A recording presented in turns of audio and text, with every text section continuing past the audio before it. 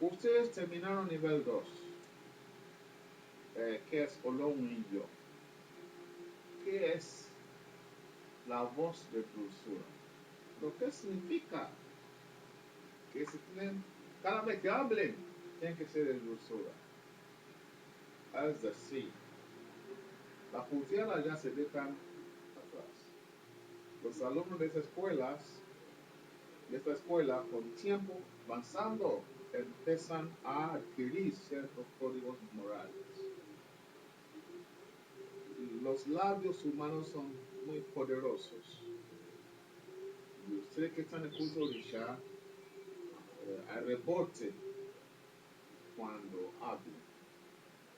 Ustedes han pronunciado ciertos poemas de Ifá, Oriki de Orisha. Entonces, no se pueden descuidar de su lengua. De acá para adelante, ustedes tratan de ser la voz de la dulzura.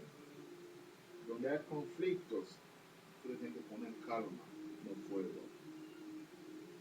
Donde hay pelea, ustedes tienen que ser calmantes, porque son lo mismo.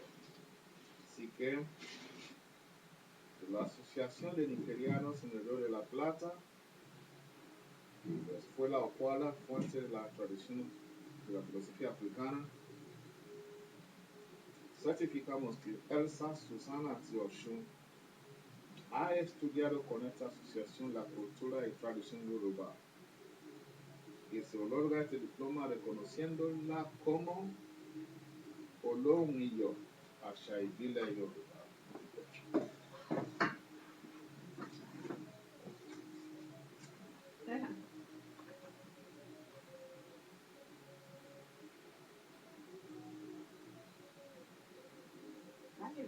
Sí, gracias. Espero tener la copia en Facebook porque... La subí.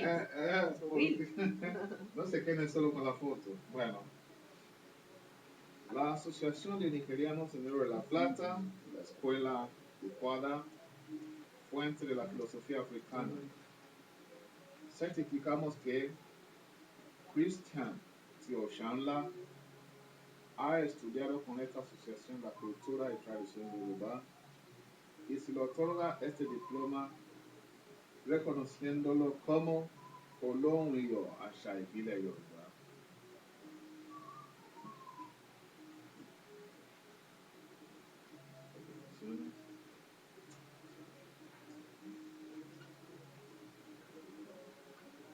Sacamos otra porque la saqué rápido.